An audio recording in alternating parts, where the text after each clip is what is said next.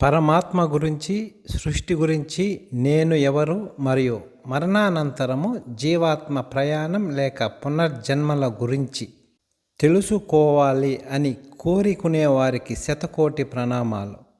మహాభారత యుద్ధ ప్రారంభానికి ముందు దుఃఖితుడైన అర్జునుడికి శ్రీకృష్ణ పరమాత్మ ఉపదేశించిన ఈ భగవద్గీత భూమిపై ఉన్న ప్రతి మనిషికి మహోన్నతమైన మార్గదర్శకము. పరమాత్మ, విశ్వము మరియు మనస్సు ఈ మూడింటి అనుసంధానమే ఈ భగవద్గీత. కావున శ్రీకృష్ణ పరమాత్మ ఈ భగవద్గీతను నీకే ఉపదేశిస్తూ ఉన్నాడు అనే దృఢమైన భావముతో నీవు ఈ భగవద్గీతను అర్థం చేసుకోవాలి. అనంతమైన పరమాత్మలో అణుమాత్రంగా వ్యక్తమై ఉన్న సమస్త చరాచర జగత్తులో ఉన్న మానవులు కూడా పరమాత్మ స్వరూపులుగా భావించి నాలో ఆధ్యాత్మిక అహంకారము అణుమాత్రము కూడా లేకుండా ప్రతి ఒక్కరిని చేతులు జోడించి నమస్కరించి వేడుకుంటూ ఉన్నాను. ఈ వీడియోలో శ్రీకృష్ణ పరమాత్మ సమస్త మానవాళికి కూడా విముక్తి కలిగించే భగవద్గీత సారాంశము అయిన ప్రతి అక్షరము, ప్రతి పదము, ప్రతి మాట కోహినూర్ వజ్రము కన్నా చాలా గొప్ప విలువైనదిగా భావించి మీరు ఈ వీడియోలను పూర్తిగా అర్థము చేసుకొని మోక్ష మార్గమునకు చేరడమే కాకుండా ఈ వీడియోలను ప్రతి ఒక్కరికి మరియు వీలైనంత ఎక్కువ మందికి ఈ వీడియోలను షేర్ చేసి ఈ ఆధ్యాత్మిక మహాయాత్రలో మీరు కూడా భాగస్వాములు కావాలని వేడుకుంటున్నాను. 3వ అధ్యాయము కర్మయోగము.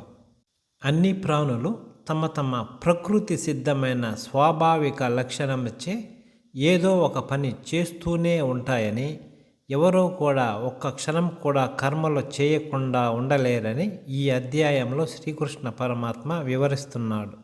కాషాయ వస్త్రాలు ధరించి బాహ్యంగా సన్యాసము ప్రదర్శిస్తూ లోన ఇంద్రియ వస్తువులపై చింతన చేసేవారు కపటులు. వారికన్నా బాహ్యంగా కర్మలు ఆచరిస్తూనే ఉన్న నుండి మమకార రాహిత్యముతో ఉండే కర్మయోగము ఆచరించేవారు ఉన్నతమైన వారు. భగవంతుని సృష్టి వ్యవస్థలో ఉన్న ప్రతి ప్రాణికి తన వంతుగా చేయవలసిన బాధ్యతలు ఉంటాయని శ్రీకృష్ణ పరమాత్మ ధృవీకరిస్తున్నాడు. చేయవలసిన ధర్మాన్ని భగవంతుడు ఇచ్చిన కర్తవ్యముగా చేసినప్పుడు ఆ పని యజ్ఞం అవుతుంది. యజ్ఞం చేయటం వలన దేవతలకు ప్రీతి కలిగిస్తుంది. దాంతో దేవతలు భౌతిక అభ్యుదయం ప్రసాదిస్తారు. అలాంటి యజ్ఞం వానలు కురిపిస్తుంది. వానలతో జీవనాధారమైన ధాన్యము వస్తుంది. ఈ చక్రములో తమ బాధ్యతని స్వీకరించడానికి నిరాకరించిన వారు పాపిష్టులు. ఇటువంటి వారు ఇంద్రియ వ్యామోహము కోసమే జీవించేవారు మరియు ఇటువంటి వారి జీవితాలు వ్యర్థమైనవి. భగవత్ ప్రాప్తికి 2 మార్గములు నాచే చెప్పబడినవి. ధ్యాన నిష్ట యందు ఆసక్తి కలవారికి జ్ఞాన మార్గము మరియు పనుల పట్ల ఆసక్తి కలవారికి కర్మ మార్గము. మనుష్యుడు కర్మలను ఆచరించకుండా ఉండి కర్మబంధముల నుండి విముక్తి పొందజాలడు. అలాగే కేవలము భౌతిక సన్యాసము ద్వారా జ్ఞానసిద్ధిని పొందజాలడు. ఎవరైతే ఆత్మయందే రమింతురో, జ్ఞానోదయులై ఆత్మయందే సంతుష్టులుగా ఉందురో వారికి ఎట్టి కర్తవ్యము ఉండదు.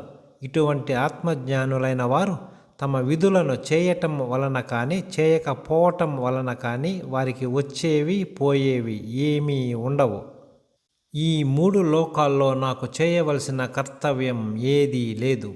నాకు పొందవలసినది ఏమీ లేదు, సాధించవలసినది లేదు.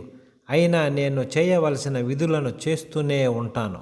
నేను నా విహిత కర్మలను జాగ్రత్తగా చేయనిచో మనుష్యులు అందరూ నా దారినే అన్ని విధాలుగా అనుసరిస్తారు. నేను నా కర్తవ్యములను చేయకపోతే ఈ సమస్త లోకాలు నాశనమవుతాయి. జరిగే అల్లకల్లోలానికి నేనే బాధ్యుడనవుతాను మరియు మానవ జాతికి శాంతి లేకుండా అవుతుంది. అజ్ఞానులు కర్మ ఫలముల యందు ఆసక్తితో మమకారముతో తమ విధులను నిర్వర్తించున్నట్లుగా జ్ఞానులు కూడా జనులకు సరి అయిన మార్గదర్శకం చేయటం కోసం తమ కర్మలను ఆచరించాలి. అన్ని కర్మలు కూడా ప్రకృతి త్రిగుణముల చేతనే చేయబడును. కానీ అజ్ఞానంలో జీవాత్మ మరియు తాను ఈ శరీరమే అనే భ్రమతో తానే కర్తను అంటే చేసేవాడిని అని అనుకుంటాడు. జ్ఞానులైన వారు ప్రకృతి త్రిగుణములు మరియు కర్మల నుండి జీవాత్మను వేరుగా చూస్తారు. త్రిగుణములే గుణముల యందు కదులుతున్నవని తెలుసుకున్న జ్ఞానులు ఇంద్రియ భోగముల యందు ఆసక్తులు కారు. అన్ని కార్యములను నాకు అర్పితముగా చేసి పరమేశ్వరుడైన నాయందే నీ ధ్యాస ఉంచుము. ఆశ స్వార్థ చింతన విడిచి మానసిక శోకము వీడిన వాడవై కర్తవ్యములను నిర్వహించుము. పూర్తి శ్రద్ధ విశ్వాసముతో ద్వేషం లేకుండా నా ఈ బోధనలను పాటించేవారు కర్మ బంధముల నుండి విముక్తులవుతారు.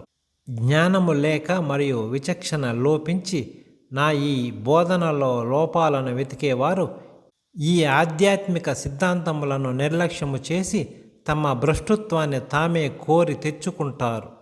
వివేకవంతులు కూడా తమ ప్రకృతి స్వభావం అనుసరించి పనులు చేస్తారు. అన్ని ప్రాణులు తమ తమ సహజ ప్రవృత్తికి అనుగుణంగా నడుచుకుంటాయి. దీనిని నిగ్రహించటం వలన ప్రయోజనం ఉండదు. ఇంద్రియములు సహజంగానే ఇంద్రియ వస్తు విషయములపై కోరికలు మరియు అయిష్టతలు కలిగి ఉంటాయి. కాబట్టి మనుష్యులు ఇంద్రియములకు వశము కాకూడదు, ఎందుకంటే ఇవి ప్రతిబంధకములు మరియు శత్రువులు. రజోగుణము నుండి ఉత్పన్నమయ్యే కామమే తదుపరి క్రోధముగా పరిణామము చెందుతుంది. కామము అంటే కోరికలు మరియు వాంఛలు. ఈ రజోగుణము లోకంలో సర్వనాశనము చేసే పాపిష్టి దాన్నిగా తెలుసుకునుము. ఈ రజోగుణము మనుషుల చేత బలవంతంగా పాపపు పనులు చేయించగలదు. నిప్పు పొగ చేత, అద్దము మురికి చేత, శిశువు మావి చేత ఎట్లు కప్పబడునో అదే విధముగా జ్ఞానము కామముతో కప్పివేయబడుతుంది. ఇంద్రియములు, మనస్సు, బుద్ధి అనునవి కోరికల మూలస్థానము అని గుర్తించుము. ఈ మూడింటి ద్వారా ఉత్పన్నమైన కోరికలు వ్యక్తి జ్ఞానాన్ని మరుగుపరుస్తుంది మరియు జీవులను భ్రమకు గురి చేస్తుంది అని తెలుసుకో. అంతేగాక మొదట్లోనే ఇంద్రియములను నియంత్రణలోనికి తెచ్చుకొని జ్ఞాన విజ్ఞానములను నశింపచేసే ఈ పరమ పాపిష్టి కామము అనే శత్రువును నిర్మూలించుము. స్థూల శరీరము కన్నా ఇంద్రియములు ఉన్నతమైనవి. ఇంద్రియముల కన్నా మనస్సు ఉన్నతమైనది. మనస్సు కన్నా ఉన్నతమైనది బుద్ధి. బుద్ధి కన్నా మరింత ఉన్నతమైనది ఆత్మ. శరీరములో 3 రకములుగా ఆత్మలు, 5 రకములుగా ప్రకృతి కలదు. శరీరము ప్లస్ మనస్సు ప్లస్ ఆత్మ = అంతరాత్మ. మనస్సు ప్లస్ ఆత్మ = జీవాత్మ. శరీరమును మరియు మనస్సును విడిచిన ఆత్మ పరమాత్మ. నీ యొక్క ఇంద్రియ మనోబుద్ధులను ఆత్మశక్తి ద్వారా వశపరుచుకుని కామమనే బలీయమైన శత్రువును సంహరింపుము. ఈ అధ్యాయము సమాప్తము. తదుపరి భగవద్గీత అధ్యాయము కొరకు తప్పకుండా సబ్స్క్రైబ్ చేసుకోగలరు.